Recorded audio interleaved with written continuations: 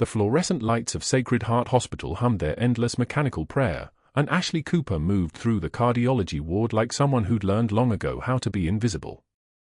3 years. That's how long she'd been walking these corridors in borrowed time, her scrubs crisp, her badge clipped to the left pocket where it couldn't catch light, her forearms hidden beneath sleeves that fell past her wrists even in summer. The scars underneath told stories she wasn't allowed to tell anymore. It was 6:22 on a Tuesday morning when she arrived, 15 minutes before the shift officially started, same as every other day. The parking lot still held the cool darkness of pre-dawn, and the smell of salt air from San Diego Bay mixed with the diesel exhaust of the hospital's delivery trucks.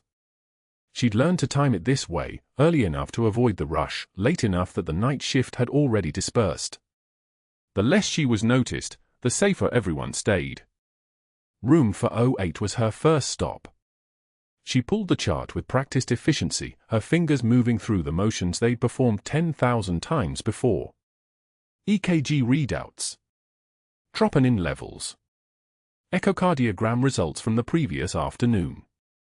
The patient was stable, recovering from injuries sustained in Baghdad 3 weeks prior. Sergeant Major Jackson Reed, age 42, admitted through the VA system, recovering from blunt force trauma and contusion injuries. His file was marked with the standard notations: pain management, physical therapy scheduled for Wednesday, cardiac monitoring every 4 hours due to the blast proximity to his chest cavity. She froze. Just for 1 second. Her hand stopped moving on the chart. Sergeant Major Jackson Reed. No. That couldn't be. She forced herself to keep reading, keeping her breathing steady the way she'd trained herself to do. The way you breathe when you're pinned under fire. When you're waiting for the medic to arrive. When you know that one ragged breath will give away your position. Deployed from Joint Base Camp Lezun, attached to 3rd Battalion, 5th Marines, a Dark Horse, conducting operations in Fallujah, Jolan District. She knew those coordinates. She'd operated in that sector.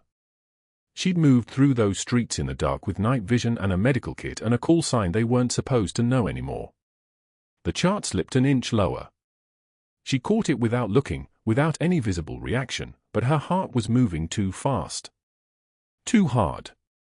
She could feel it in her chest like something trying to escape. She'd told herself this would never happen. That the past had been sealed. That Senior Chief Petty Officer Cooper didn't exist anymore.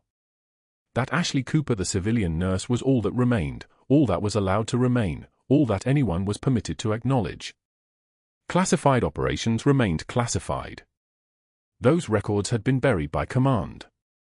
Her decorations were sealed. Her call sign was a ghost she wasn't allowed to speak aloud or even think about in daylight. And now Sergeant Major Jackson Reed was sleeping in room 408, 3 floors up, and he'd survived.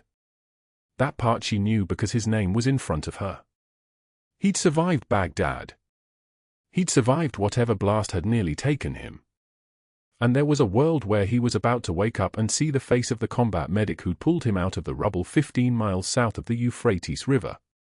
There was a world where everything fell apart.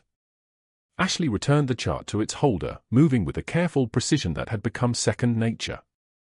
Not hurried. Not slow. Just right. Just the speed at which a competent nurse would complete a routine task before morning rounds. The morning light was just starting to filter through the high windows of the cardiology unit, painting everything in a shade of grey-gold that made the sterile environment look almost human. Your calculation on the heparin drip for bed 402 is off by 0.3 milligrams per kilogram. The words came out quietly. Not accusatory. Not challenging. Just information delivered as she passed the nursing station where Dr. Marcus Sterling stood reviewing charts with the intensity of a man who believed his reading glasses made him infallible. The weight listed is approximate. Actual is 216.4. Drops your dosing into subclinical range. Sterling looked up. His eyes were the color of overcast sky, and they moved across her face with the careful assessment of someone appraising a piece of furniture they'd just noticed didn't match the room. He was in his early 50s, expensive shoes that clicked against tile, the kind of wedding ring that announced old money and older privilege. His voice, when he used it, moved like expensive furniture being dragged across a hardwood floor, every syllable conveying that the effort of communication was beneath him. The calculation is established protocol. Protocol was written for average patients. Ashley was already moving, already pretending the conversation was over. He's not average. He's a former offensive lineman. His muscle density skews the dosing high. She didn't wait for a response. She didn't expect one. She'd learned a long time ago that correcting doctors was an act of kindness they interpreted as insubordination. She'd worked in field hospitals. She'd worked in a combat zone where the only protocol was whatever kept the next person breathing long enough to get to a trauma center. She'd done emergency needle decompressions in sandstorms. She'd stitched wounds by headlamp. She'd held the intestines of a corporal from Portland while waiting for the dust to clear enough for a medevac. These skills, the ones that had nearly gotten her killed, the ones that had earned her decorations she couldn't acknowledge, the ones that had made her a legend in circles she pretended not to know, these skills had no name here. They couldn't exist. They were dangerous. So she'd learned instead to be quiet. To be efficient. To be correct without being visible. Sterling watched her disappear down the east corridor toward the medication dispensary, and something shifted in his expression. It was small, barely a tightening around the eyes, barely a tension in his jaw, but it was the look of a man who'd just realized someone was standing next to him in the dark, and he hadn't heard them arrive. The heparin calculation was correct. He knew it was correct the moment she'd said it, which was exactly the problem. By 8:15 a.m., the morning light had fully claimed the corridors of Sacred Heart. The hospital was awake now, moving at that precise speed between controlled chaos and actual emergency. Nurses passed each other with tight nods. Residents hurried toward attending physicians who would demand explanations they weren't prepared to give. Somewhere on the third floor, someone's family was learning that the surgery had taken longer than expected. Somewhere else, someone was being discharged, their crisis resolved into recovery. Ashley was charting vitals on a patient in 405 when her phone vibrated silently in her pocket. She didn't check it immediately. She finished entering the numbers, systolic, diastolic, heart rate, oxygen saturation, and then she moved into the medication storage room where no one could see her. The text was from a number she hadn't saved in her phone. Had never been allowed to save. But she knew it anyway. The number existed in memory only, in the part of her brain that retained coordinates and call signs and the names of dead people she couldn't acknowledge. Checking roster for Baghdad volunteers. Any interest in consultation work? 3 months. Same team. She stared at the words until they blurred. The message was nonsensical to anyone watching. A normal message. A normal request. But Ashley understood it perfectly. The people she'd served with were being redeployed. They needed medical support. They needed someone who could work in the dark, in the sand, in the impossible situations where normal protocols didn't apply. She deleted the message. She did it the way you'd delete any inconvenient text. Then she pocketed her phone and returned to her charts, and her hands didn't shake because they'd been trained not to. What she didn't know was that 3 floors up, in room 408, Sergeant Major Jackson Reed was waking up for the first time since his admission. The cardiac monitors were registering steady rhythm. The pain management was wearing off. And as his eyes opened to the white ceiling of Sacred Heart Hospital in San Diego, his mouth was already forming the syllables of the call sign that belonged to the person who'd saved his life in Baghdad. What she didn't know was that he'd been searching for her for 3 years. And what Dr. Sterling didn't know, as he watched Ashley move through his hospital with the quiet efficiency of someone used to operating in conditions most people would consider lethal, was that he'd just made the first and gravest mistake of his career. He'd noticed her. He'd seen capability where he needed obedience. He'd seen authority where he'd expected deference. He'd seen a quiet woman with scars on her forearms and a mind that calculated medical problems faster than his medical degree could process them. But he hadn't seen what she actually was. The cafeteria at Sacred Heart hummed with the controlled chaos of the lunch rush, the smell of industrial food warmers mixing with antiseptic that never quite left the corridors. Friday. Mid-afternoon light slanted through the windows. Dr. Sterling stood at the center of a cluster of residents, his voice carrying the kind of confidence that comes from never being questioned. $20 says the Ice Queen quits by Friday, he announced, his eyes scanning the faces around him for validation. She's too good for us mere mortals. Can't hack it with the rest of the plebs. For residents laughed on cue, the way residents always did when the attending physician made jokes. None of them would remember his words later. All of them would remember what came next. Ashley moved through the cafeteria with the efficiency of someone who had learned long ago that invisibility was a survival skill. Her tray held a turkey sandwich, a cup of Jell-O, and a bottle of water. 3 feet from Sterling's circle, she passed behind him without acknowledgement. He turned, and the smile on his face was the kind that predators wear, not cruel yet, just testing. Just curious about whether he could break something that looked unbreakable. He shifted his trajectory slightly. A casual movement. An accident waiting to happen. His elbow rose as if to gesture to one of his audience, and it connected with the edge of her tray with the kind of precision that masquerades as clumsiness. The tray tilted. Jell-O slid. The sandwich tumbled through air. Everything scattered across the linoleum in a spreading mess, red gelatin catching the fluorescent light, bread soaking up spilled water, the bottle rolling toward the far wall. The cafeteria didn't go silent. That would have implied everyone noticed. Instead, a handful of doctors laughed, short, sharp bursts of approval directed at Sterling. He stood there with his hand still raised, the picture of regret. "Oh God, I'm so sorry, I didn't see you there." His voice carried that particular cadence of someone apologizing while knowing they'd just won something. Ashley took one measured breath. In through her nose. The kind of breath that comes from muscle memory, from 1,000 moments in 1,000 tenths where breathing was the only thing keeping you functional. She let a single tear escape from her left eye. Just one. It traced down her cheek and she wiped it away with the back of her hand without breaking eye contact with Sterling. Her eyes didn't look defeated. They looked like someone taking inventory. Like someone remembering a face for later. She knelt to gather the mess herself. The blue paper towels came from the dispenser near the refrigerators.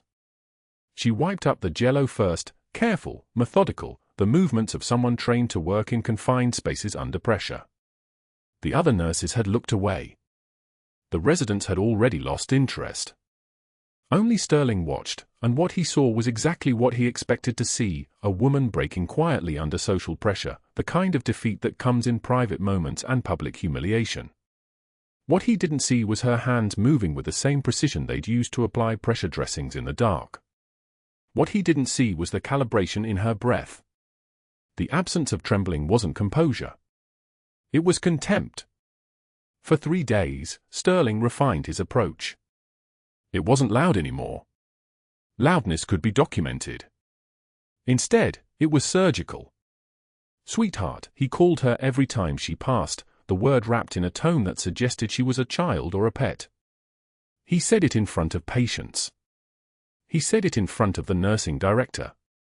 He said it in the medication room when she was reaching for a bag of normal saline and he was reaching for something on the same shelf. Each time, she continued with her work. Didn't flinch. Didn't correct him. Just moved past like he was furniture. Tuesday morning came grey and wet outside. Rain hammered the windows of Sacred Heart with the kind of insistence that made coffee taste better. Sterling positioned himself at the nursing station with an audience of 6, 2 residents, 3 nurses, and an attending from internal medicine who'd wandered over looking for a chart. He held Ashley's patient files in one hand, and his expression was the expression of someone who'd finally found what he was looking for. He flipped through pages with theatrical deliberation until he found it, a weekend admission 3 weeks prior, documentation that had a small gap. Nothing critical. Nothing that changed care or outcomes. Just a gap. Just enough. "Pick that up, sweetheart," he said, and dropped the entire stack at her feet. Paper scattered across the floor like snow. "Maybe if you spent less time playing hero and more time doing your actual job, we wouldn't have these kinds of problems." The impact of his words was supposed to be visible. It wasn't. Ashley knelt again, the same controlled movement as the cafeteria, the same absence of speed or desperation. She gathered the papers methodically. 1, 2, 3, 10, 20. The sound of shuffling papers filled the corner of the nursing station. Sterling watched her, and the smile on his face was already beginning to fade. She stood, smoothed the top chart against her thigh, and her voice when it came was nothing like the voice he'd been hearing. It was lower. It carried a texture like steel wrapped in velvet, soft on the surface, hard all the way through. I've carried wounded men twice your size through gunfire. I can certainly handle your paperwork. The room didn't go silent. But something changed in the air pressure. Sterling's smile didn't reach his eyes anymore. It had become something else, something that looked like a smile but contained only anger and the beginning of realization that she wasn't breaking. That the quiet woman with the scars on her forearms and the medical competence that sometimes exceeded his own wasn't retreating to a supply closet to cry. She was standing in front of 6 witnesses, her voice steady, her eyes clear, and she was reminding him of something he'd missed. He'd underestimated what quiet could contain. By Wednesday afternoon, Sterling had shifted tactics. Subtlety had failed. Strategy was beginning. He moved her off the good assignments, pulled her from the cardiac cases she excelled at and reassigned them to newer nurses who needed the experience but didn't have Ashley's instinct for the fragile spaces between compensation and collapse. She was stationed at the admit desk instead, processing intake forms, doing documentation, the kind of work that kept her moving but kept her away from patients. From observation. From the place where her true competence was visible. She completed every intake form perfectly. No gaps. No errors.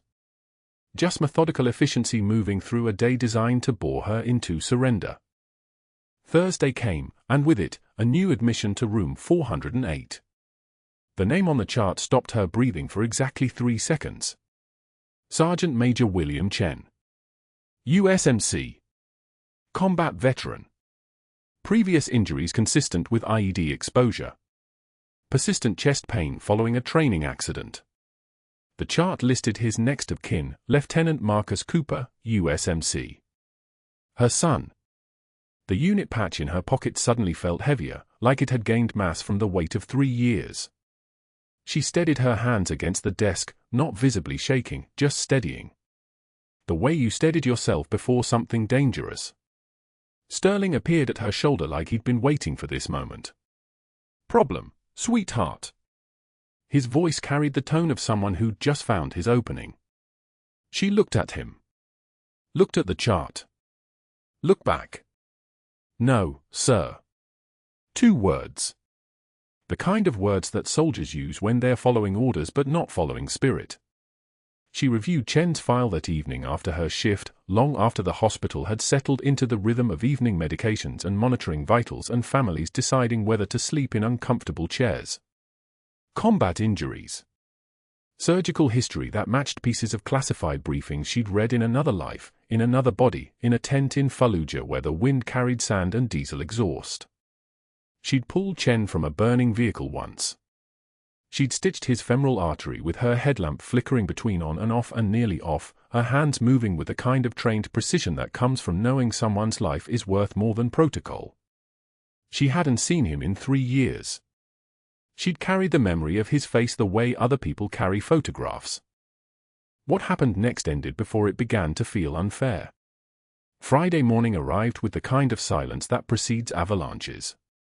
Ashley had been working intake in the ER for 4 hours, watching monitors from behind reinforced glass, when she felt the shift in the hospital's pressure, not audible, but present, like the moment before a door slams. She'd learned to read these atmospheres in Baghdad. They were warnings. Dr. Sterling sat behind his mahogany desk at 0603 hours, the city still dark outside his 6th-floor office window, and he made the first call. His voice carried the practiced concern of a man protecting institutional standards. Board member Patricia Hendricks answered on the 3rd ring, her voice rough with sleep. "Pat, I'm sorry to call so early. There are some concerning irregularities in one of our newer staff members' credentials that I thought you should know about. He paused, letting the word irregularities settle like poison in water. The paperwork doesn't quite match what she's been representing. I'm looking into it, of course. For patient safety. Patient safety. The two words that made every administrator sit up straight. Hendricks was awake now. Sterling could hear it in her breathing. The second call came at 0618 hours.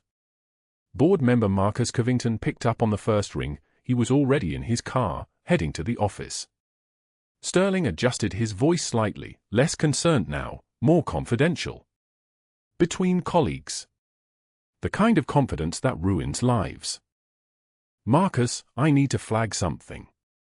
We may have a controlled substance issue in the nursing staff.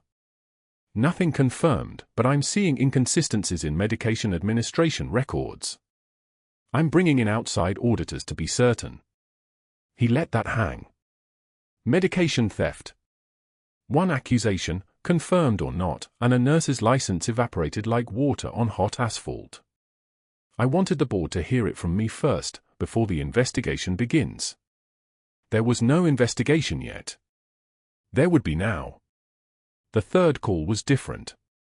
This one required finesse. Sterling dialed the number of a reference hospital where Ashley had worked before, Sacred Heart, a small facility in Nevada where she'd spent 18 months before San Diego. He asked for the HR department and got transferred twice before reaching a middle manager named Diane Chen, no relation to the sergeant major in room 408. I'm calling regarding a former employee of yours, Ashley Cooper. She's applied for a position here and listed your facility as a reference. We're just doing our due diligence. Sterling's voice became almost friendly, like two professionals comparing notes. Can you tell me about her performance? Any concerns? Reliability issues. The lie was elegant because it contained fragments of truth. Diane Chen remembered Ashley, quiet, efficient, forgettable.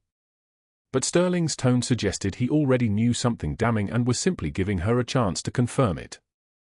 She was professional, Diane said carefully, the hesitation itself an accusation. Professional. Yes. But nothing more than that? No concerns about her attention to detail? Her ability to follow protocols? Sterling was leading the witness now, his voice dropping slightly. I only ask because we're seeing some red flags in her paperwork here. Diane, uncomfortable, suddenly remembered things she hadn't thought about in 2 years. Hadn't Ashley called in sick once? Hadn't she seemed distracted during one staff meeting? Hadn't she kept to herself, not quite fitting in? These memories, real but innocent, transformed under Sterling's careful questioning into evidence of instability, of someone not quite trustworthy, of a nurse who didn't belong. By 0847 hours, the machinery was in motion.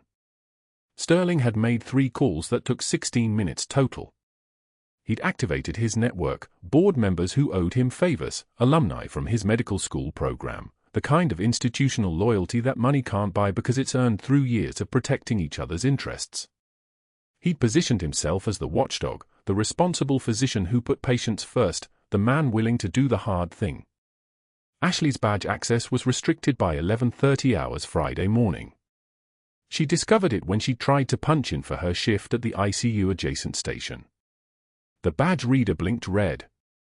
Security came over, apologetic, explaining that her access had been temporarily suspended pending a personnel review. She could work intake in the ER. She could use the cafeteria. She could not go near patient medication, could not access the ICU wing where room 408 sat 3 hallways away. Her locker was emptied into a cardboard box by 1400 hours. Hospital security, not cruel but efficient, removed her personal items under the supervision of Margaret from HR, who wouldn't meet her eyes.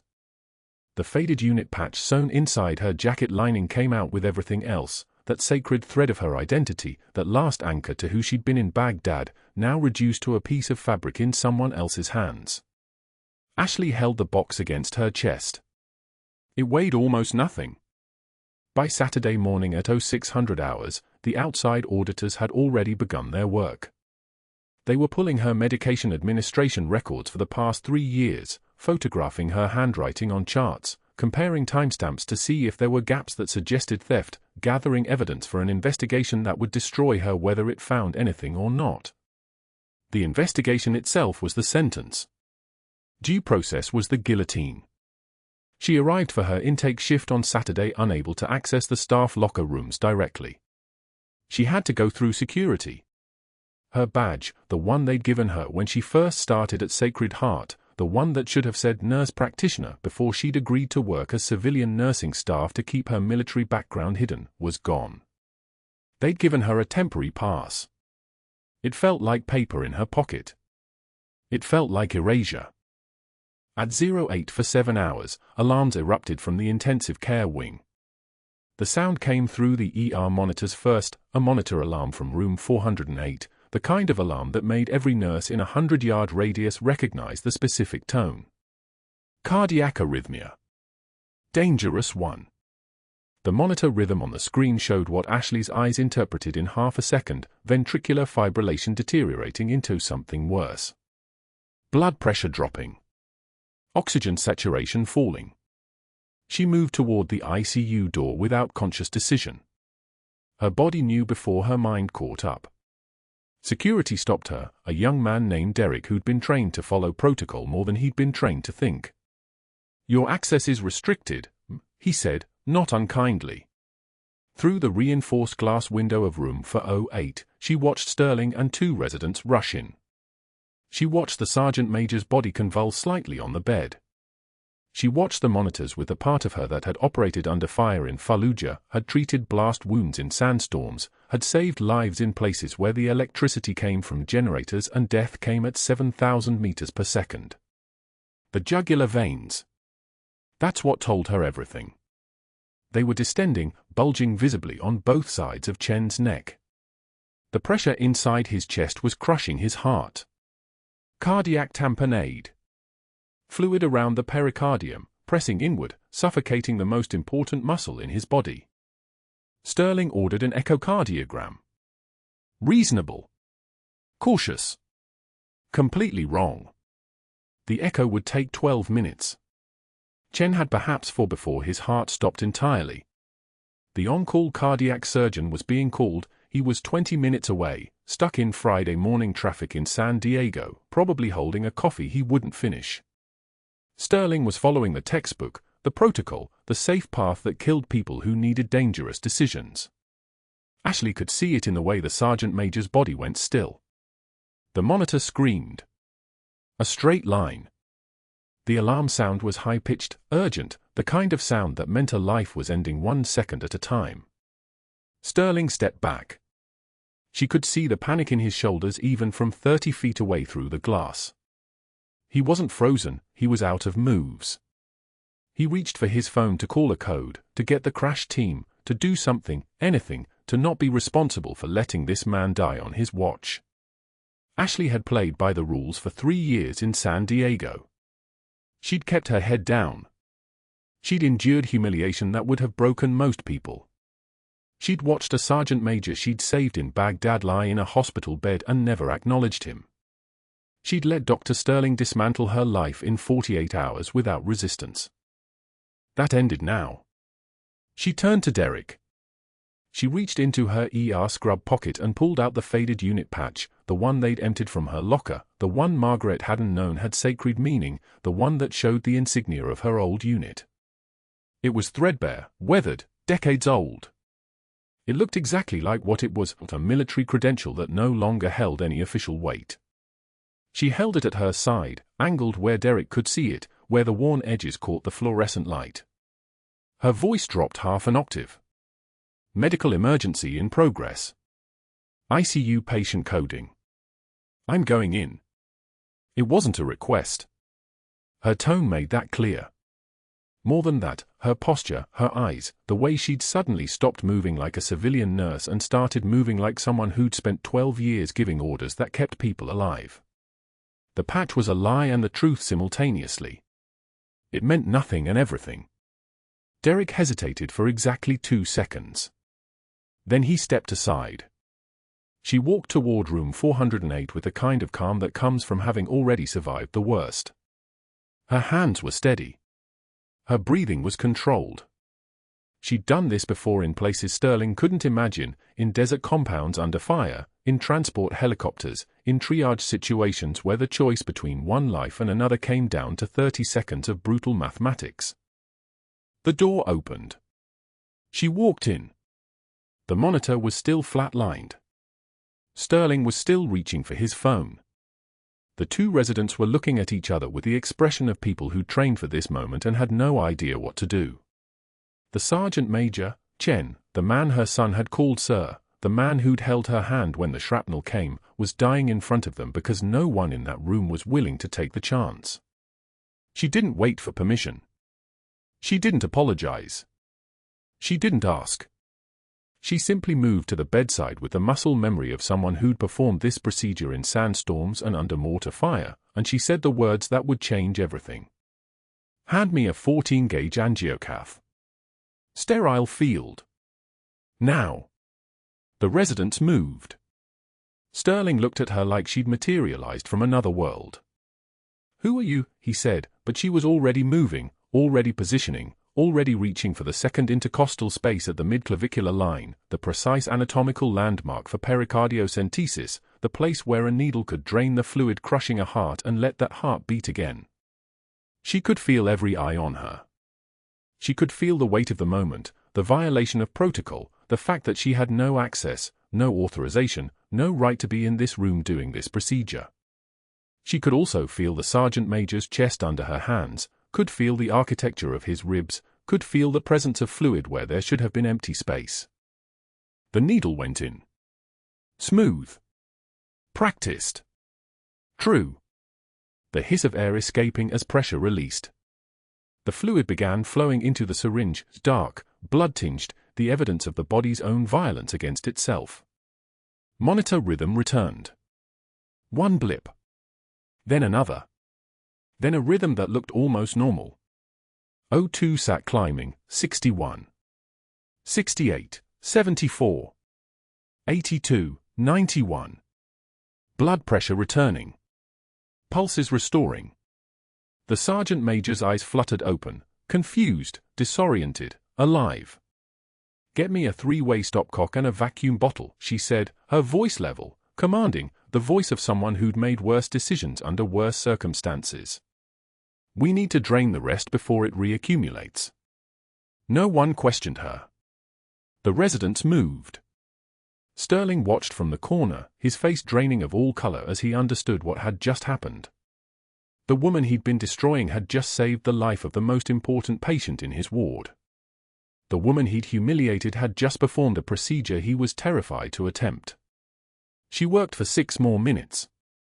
Then she stepped back, her hands finally steady, her eyes finally cold, and she looked directly at Sterling. "He's stable," she said. "And you need to call cardiothoracic. He'll still need surgery to repair whatever caused the tamponade in the first place." She paused. "Sir." The word "sir" tasted like a knife. Not respectful. Formal. The kind of address you give to someone who's already dead but hasn't realized it yet.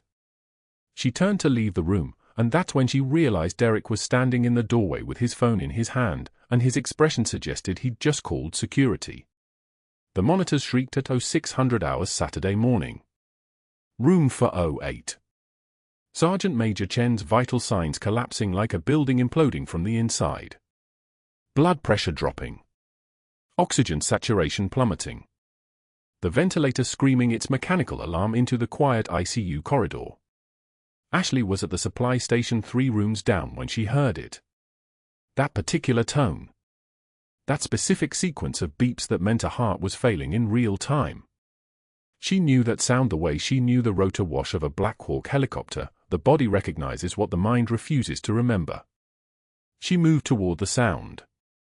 Dr. Sterling was already in room 408, standing motionless at the foot of the bed like a man watching a chess game he didn't understand. His hands hung at his sides. His mouth opened and closed. No orders. No commands. Just the superintendent of Sacred Heart Hospital, frozen solid, while a man's heart was drowning in its own fluid. Call for help, Sterling finally managed, his voice thin, inadequate. But Ashley was already running. Full run, shoulders back, moving with the muscle memory of someone who'd answered alarms in sandstorms and mortar fire. Derek tried to block the ICU entrance. She didn't slow down. Just raised one hand, not violent, not frantic, but the kind of gesture that meant step or die, and Derek stepped. Pericardiocentesis, she snapped at the resident scrambling to start compressions. Get me a long needle. 18 gauge minimum. Crash cart. Now. The resident blinked. Dr. Sterling hasn't. Now. Not a request. A command issued in a voice that had no negotiation in it. Sterling's face reddened. You can't be in here. You're not authorized. Security. Ashley moved to Chen's bedside and ignored him the way you ignore wind. The way you ignore rain. The way you ignore everything that isn't keeping someone alive. She palpated Chen's chest, found the landmarks, the angle below the xiphoid process, the space where blood was accumulating around his heart like pressure in a closed container. Her hands moved without hesitation. No tremor. No doubt. Just a body remembering what it had trained to do 1,000 times in places that didn't exist on any map. The crash cart arrived. She selected the long needle with one hand while holding pressure with the other, her movements the fluid precision of apex predators closing in. The needle slid in at exactly the correct angle. 20 millimeters. 30. The give in the tissue as it breached the pericardial sac. Then the hiss. That specific whisper of pressure releasing, air escaping, a human chest learning to breathe again. 60 ccs of dark blood aspirated from the sac that was crushing Chen's heart. His pressure jumped. The monitor rhythm stabilized. The oxygen saturation climbed. 82. 88.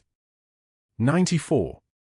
Ashley withdrew the needle, dressed the site with the deliberate precision of someone who'd done this while incoming fire chewed the tent around her.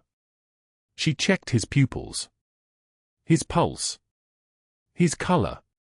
Her hand rested on his shoulder for exactly 2 seconds longer than was clinically necessary. You're going to live, she said quietly. Sterling's face went from white to red so fast his jugular vein distended like a cable stretching to breaking point. His voice came out as a shriek, not the controlled command of a physician, but the raw pitch of authority crumbling in front of his entire medical team. Security! Get her out of this hospital. Now! Ashley removed her gloves methodically. Placed them on the crash cart. Met his eyes for 1 second, not defiant, not apologetic, just the kind of stare that comes from someone who'd already survived the worst the world could offer and found it wanting. Then she turned and walked toward the door with her shoulders back and her head level, the same way soldiers walk out of burning buildings. Security arrived within 90 seconds. Derek looked ashamed. The 2 officers flanking him looked confused. A nurse leaving in escort wasn't standard protocol, but orders from Dr. Sterling were orders from Dr. Sterling. Ashley didn't resist. Didn't argue. Just walked with them toward the exit, her ID badge swinging against her chest. Behind her, Sterling was already on his phone.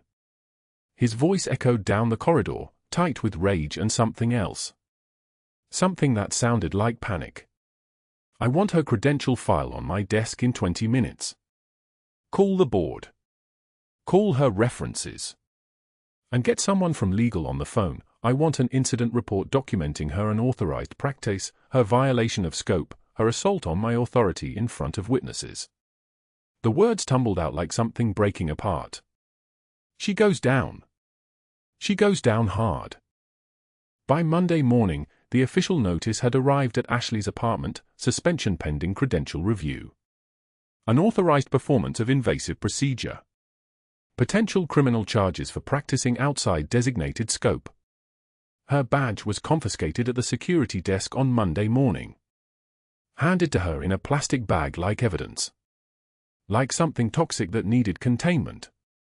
She emptied her locker into a cardboard box. 3 years of shift changes and medication refills and patient charts.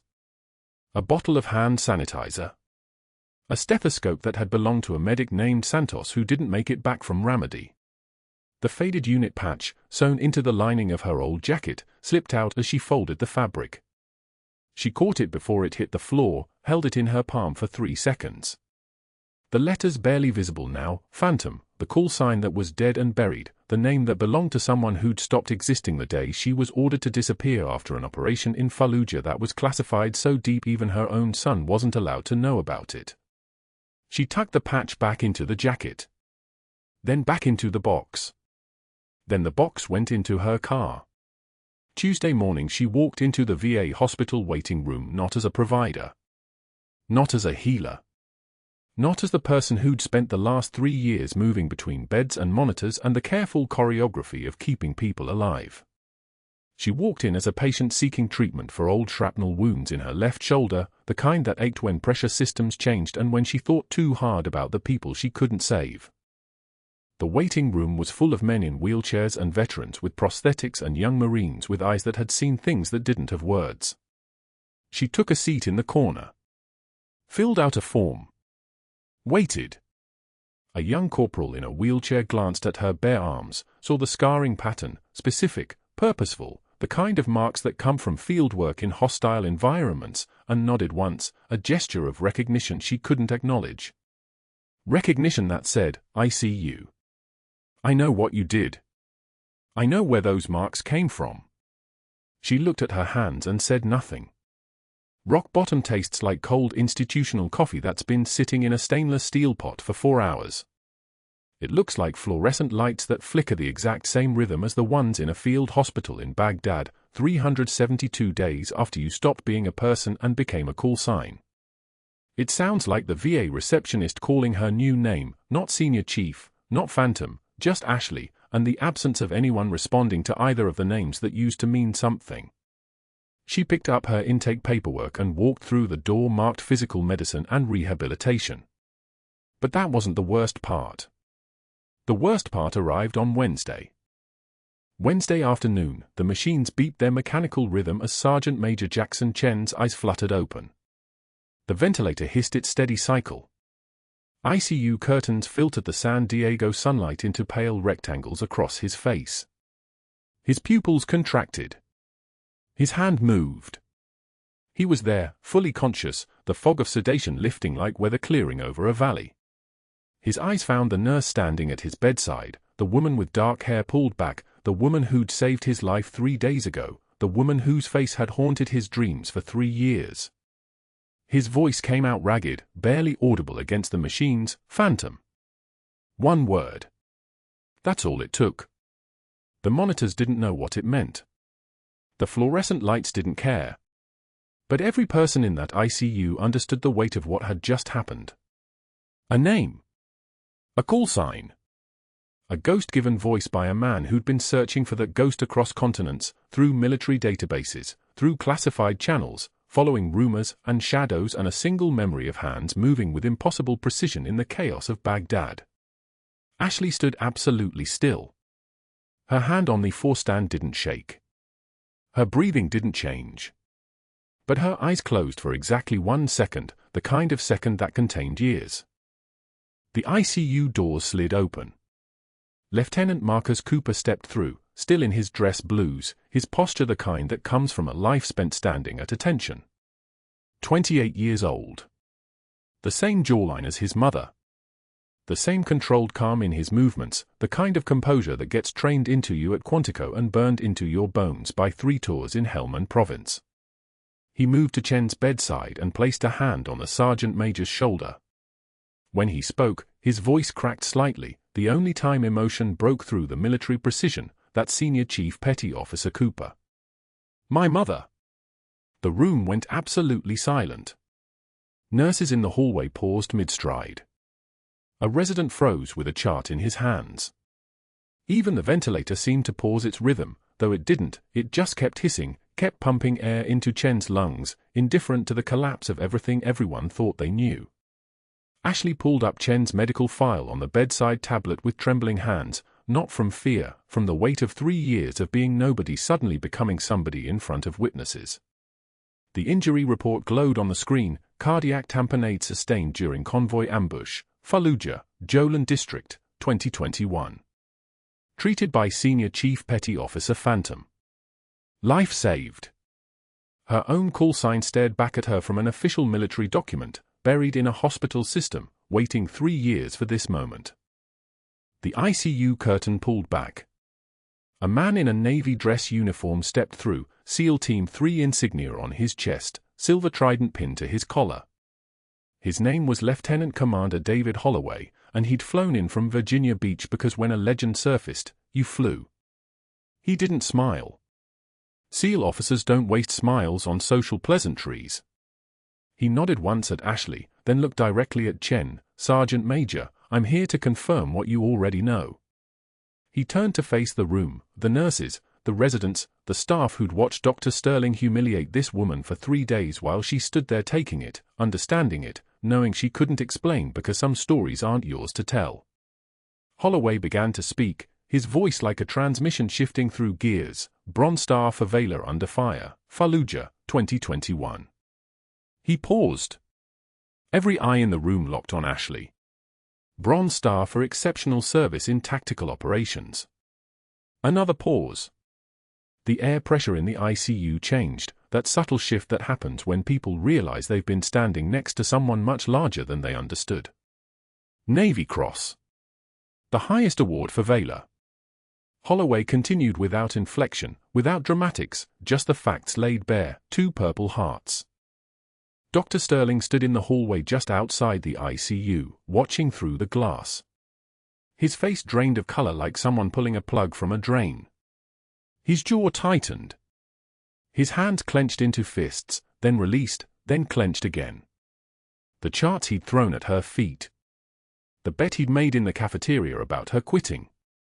The medication discrepancy reports he'd filed, all of them false, all of them designed to make her disappear. All of it was happening in reverse, not just exposed but shattered, obliterated by the simple weight of who she actually was. He stepped backward, his expensive shoes clicking on the tile, click, click, click, the sound of power draining away with every step. The ICU doors opened again. FBI agent Maria Torres entered at 1:11 p.m., badge on her belt, 2 cybersecurity analysts trailing behind her like shadows. She didn't announce herself with fanfare. She walked directly to Dr. Sterling, who'd positioned himself near the supply station, trying to look casual, trying to look like he belonged in a moment that had already discarded him. Dr. Sterling, she said. Her voice had the particular quality of someone who'd said the next sentence to countless guilty people: we need to talk about your external audit request on Ms. Cooper's credentials. Sterling's face went from pale to the color of old bone. He didn't speak. Smart.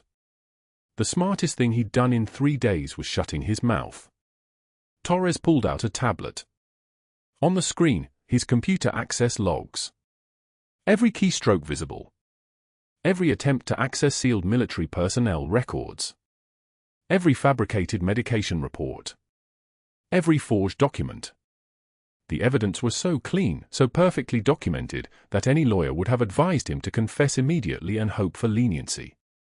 You attempted to access classified military files through civilian hospital channels, Torres continued, each word landing like a gavel.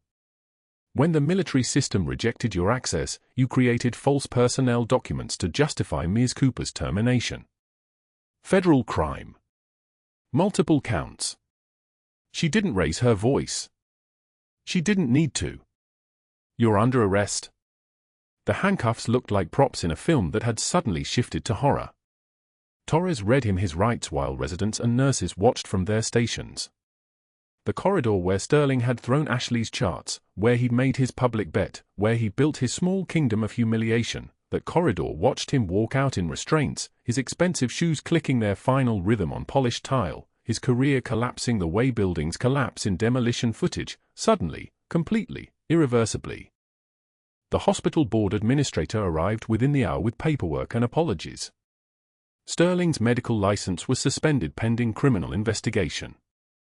The carpools he'd organized, the residents who'd orbited his orbit, the casual alliances built on his position, all of it evaporated. By Friday, he was teaching CPR recertification at a community college in East County, 6 blocks from his apartment, for $18 an hour. His hands shook when he demonstrated chest compressions on plastic dummies. His students never learned he'd once been chief of cardiology. Marcus sat with his mother in Chen's room Thursday morning, both of them watching the sergeant major sleep. Marcus was still in his dress blues. Ashley had returned to her scrubs, the same ones she'd worn for 3 years, except now there was something different about them, something that announced itself to anyone paying attention. "Why didn't you tell me?" Marcus whispered. His voice had the particular quality of someone suddenly understanding how little he'd known. "All these years, I thought you were just a nurse at a civilian hospital." Ashley's hand moved to the patch on her scrub pocket, the faded unit patch she'd kept hidden in her locker, the symbol of a life she wasn't supposed to claim. "I was ordered to disappear," she said, her voice carrying that new timbre, the one that comes when you stop hiding. "The operation in Fallujah, the classified designation, or they buried it. Buried me with it. I couldn't surface. Couldn't claim anything. Couldn't even tell my own son what his mother actually was." Marcus reached over and squeezed her shoulder. "Understanding doesn't come with words. It comes with pressure, with physical acknowledgement of the weight being set down at last." Chen woke slightly, his eyes finding Ashley immediately. The recognition there was the kind that comes from shared trauma, from those moments where you're dying and someone chooses to save you instead of walking away. He mouthed the words, "Thank you."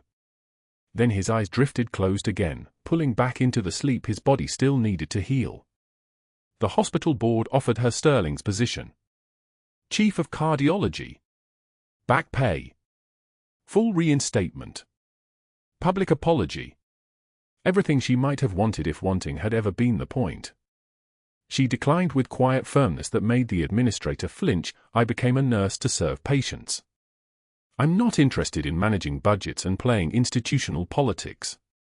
I'd like to return to bedside care." The staff meeting on Thursday morning filled the conference room with 70 people, nurses who'd watched, residents who'd learned from her competence, patients who'd felt the difference between someone going through the motions and someone actually there, present, all of herself available to the work. The board administrator announced Sterling's termination and Ashley's reinstatement. Before he could present the position offer, Ashley stood and spoke. "I appreciate the offer. I'm not taking it." The silence held steady, but this time it was different. This time it was the silence of people watching someone choose themselves. Sergeant Major Chen appeared in the ICU doorway at 1:15 p.m., Marcus pushing his wheelchair, both of them in full dress uniform. Chen's face still carried the pallor of the recently near-dead, but his eyes were clear, focused, the eyes of a warrior looking at another warrior across the field of what had been hidden and was now visible. He reached into his jacket lining where he'd sewn a unit patch 3 years ago, the same patch Ashley had worn in Baghdad when her hand saved his life, the patch he'd cut from her blood-stained sleeve as she loaded him into the medevac, carried it across continents searching for the woman who'd given him back his life, needing to return the symbol to its owner. He pressed it into Ashley's palm. "I've been looking for you for 3 years," he said. Wanted to say thank you to the face, not just the ghost. Ashley pinned both patches to her scrubs, side by side, visible, no longer hidden. She returned to work that afternoon, back to her patient assignments, back to the medication passes and wound care, back to the unglamorous work that saves lives when nobody's watching. Chen recovered fully over the next 8 weeks, returned to Camp Pendleton, began telling the story in every leadership training he conducted, the story of Senior Chief Petty Officer Phantom, the legend who'd been hiding in plain sight, the reminder that the quietest person in the room might just be carrying the most dangerous competence. A Marine corporal admitted for surgery the following month recognized the unit patches pinned to Ashley's scrubs. He whispered to his buddy, "That's Phantom." The legend no longer buried. The hero no longer invisible. If you've made it this far, you understand something about the people who save lives without needing to be recognized. If you understand that, please like this video, subscribe for more stories about ordinary people with extraordinary pasts, and comment, who do you know who's been hiding their true strength? Let's celebrate the ones who've earned the right to finally be seen. Thanks for watching.